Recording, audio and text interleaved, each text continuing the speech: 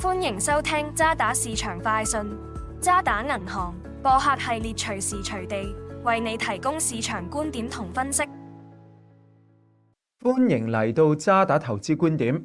上半年美元偏強，究竟下半年匯市嘅策略應該點樣佈局呢？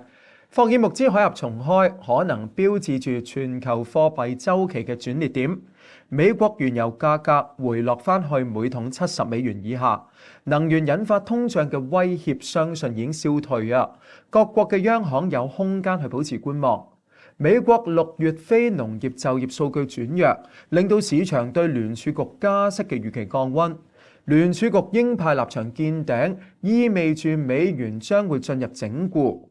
美匯指數短線嘅支持位喺100.6附近，即係接近20天移動平均線。下半年我哋對澳元同離岸人民幣就持正面嘅睇法，主要係基於美元強勢，中期會逐步減弱。澳元受惠於穩健嘅經濟基本因素，當地就業強勁，5月就業人數增加40300人，而6月嘅製造業採購經理指數亦都改善，顯示經濟活動正喺度擴張。另外，中國對鐵礦石同埋銅等嘅澳洲主要出口商品嘅需求上升，應該會為澳元提供進一步支持。澳元對美元12個月嘅目標喺0.74。人民幣方面啦，內地近期數據顯示經濟溫和企穩啦。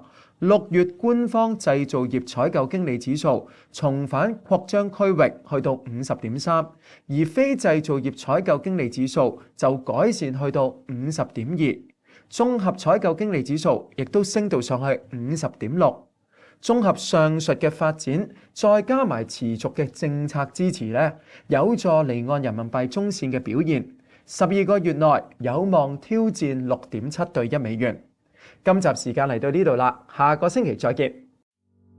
多謝收聽渣打銀行嘅播客系列渣打市場快訊，詳情可瀏覽我哋網站嘅最新市場觀點，或者點擊描述內嘅連結。